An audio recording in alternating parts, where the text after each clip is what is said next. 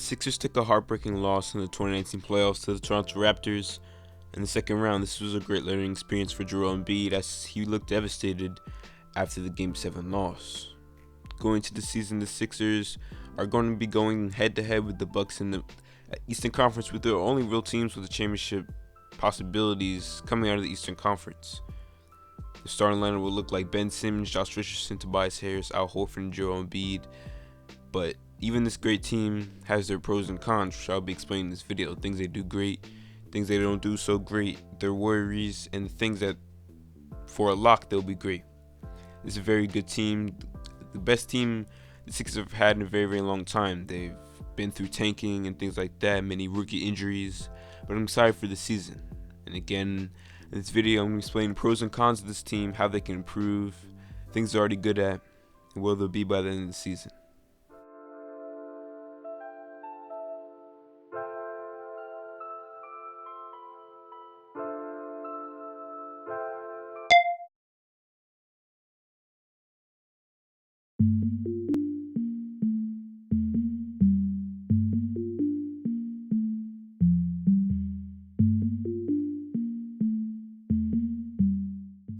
The first pro on this list is defense, and the backbone of the defense, the anchor of it, is Joel Embiid, Defensive Player of the Year candidate.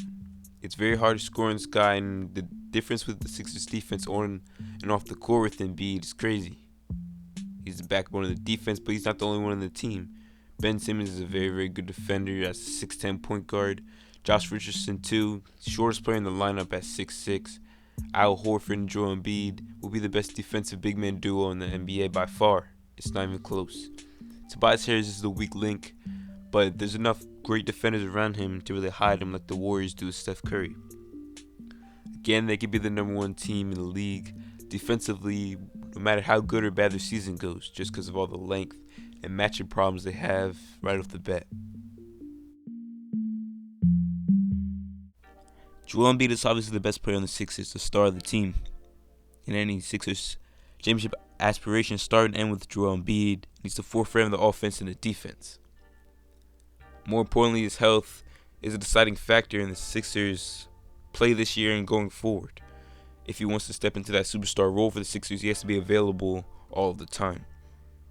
His health is his biggest issue, and other than that, we all know he can play. In the first round of these playoffs against the Nets, he was never really fully healthy, but that wasn't too much of a problem for the Sixers with Simmons, Embiid, and Harris. They could carry the load when Embiid was hurt. But this had a bigger impact on the second round against the Toronto Raptors, where the degree of difficulty obviously increased dramatically from the Nets to the Raptors. If Embiid was himself, if he was fully healthy in the second round, it's obvious that the Sixers would advance to the conference finals. They lost to one of the luckiest shots in NBA history from Kawhi Leonard, 4 bounces on the rim, and if Embiid was himself, averaged 28 points per game, 13 rebounds. In the second round, 2 blocks, the Sixers would have won in 6 or 7, but Embiid wasn't really himself. The series, with the common cold, it seemed he just wasn't himself, with that due to conditioning, not preparing, not playing enough regular season game to really get in game shape for the playoffs, which much faster pace and much different style of play than in the regular season. Embiid just didn't seem ready to play in these playoffs. He didn't do enough conditioning. He shaved off some pounds, about 20 pounds he said this offseason. So I'm ready to see Embiid and how much he improved physically, because this is a big con for Embiid on the Sixers team. Embiid's health. They ride for him. They ride on him. And if he can't continue to get better physically, they won't be winning the championship this season with Embiid's injuries and his health still being a big problem in his career.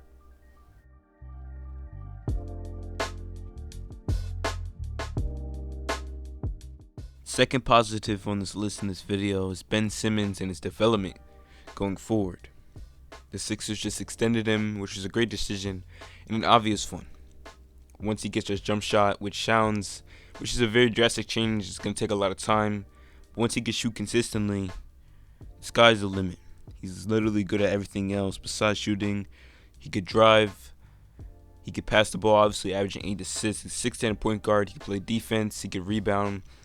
Being 6'10", having the frame of a power forward, but being able to play the point guard position. Having played like this is obviously great for the Sixers. The fit between him and Joel is questionable, but Ben Simmons is for sure going to be a great player going forward. In his prime, when he gets that jump shot, he could average 25 points per game in his sleep. He's averaging 16, 17 right now. With a consistent jumper, he can obviously jump that up. I'm excited for him going forward. He's wrapped up for the next years to come. I'm excited for Ben Simmons this season and going forward. The departure of Jimmy Butler was obviously the most hard to deal with for the 76ers this summer. It seemed like they didn't want to give him all the money that he could have gotten, and this is what led him going to Miami. He was the closer for the Sixers. The guy gets to the ball late in the game in the fourth quarter, can pour in 8, 9, maybe 10 points in the fourth quarter, and a clutch situation for the 76ers. Jimmy was this guy for Philly, and he's going to be this guy for Miami. This leaves the question, who's the closer now for the Sixers? Ben Simmons can't really. It's not that he can't really. He just can't. Flat out, he just can't shoot. He hit 1-3 in preseason. I want to see him do this more, obviously, in the regular season. I don't know if you really trust Simmons as your closer this early in the career with him not being able to consistently shoot. Josh Richardson, I don't know if he's ready to be the main closer for a championship team. He's never obviously even had something close to that role. Tobias Harris isn't great off the dribble. He's more of a catch and shoot type guy, catching the ball from Ben Simmons. Al Horford's not going to be your closer. And with Embiid, I'm not sure if a big man could be your closer in 2019. You want more of a perimeter guy. It's more of a guard-centric league now, so I don't know if a 7-foot guy, a post player like Embiid, can be your closer. 2 minutes left in the game. You can't give Embiid the ball at the three-point line and tell him to go create his own shot. So again, this leads to the question, who's closing games for Philly? This is another con for them and something they're going to have to figure out, and who's the best fit.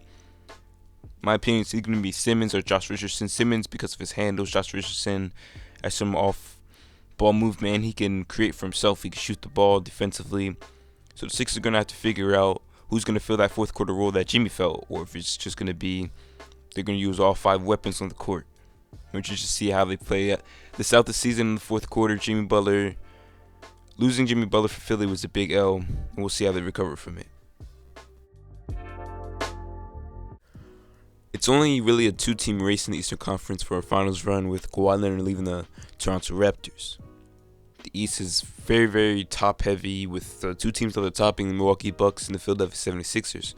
This is obviously a good thing, a positive, a pro for the 76ers, because the only other teams they really, really worry about that's tier 1 in the East is the Bucks. That's a very, very good team, and a team the Sixers will have to worry about, and they'll most likely run into in the Eastern Conference Finals if they don't meet earlier. And the Sixers don't have much competition. They have some teams out there like the Nets. The Raptors are still good and higher than that. The Pacers and the Celtics. But the Bucks are really the only team to worry about when it comes to championship teams. The Sixers need to capitalize on this and make a finals push.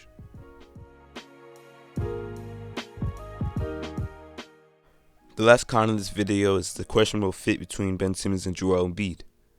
Max Kellerman says a lot of the time that Ben Simmons will reach his full potential in the Giannis role, the main playmaker with shooters around in the wide open paint to drive whenever he wants.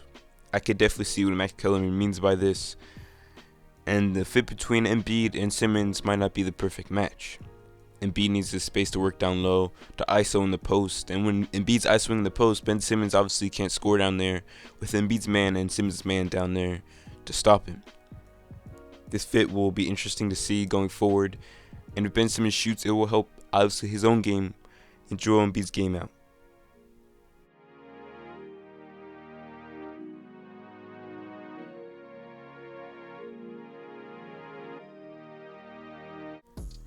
The 76ers are one of the best teams in the NBA this upcoming season, with obvious positives and negatives, just like any other championship contender. I'm sure to see how this season will play out, and I'm ready for it. One of the best, if not the best starting 5 in the NBA, obviously, probably the best starting 5 in the NBA. Defensive monster. Ready to see how this season plays out for this Philadelphia 76ers. Thank you guys for watching. This has been Rashad with Hoops Times 2. Hit the subscribe button for more NBA content. Hit the like button. Peace out.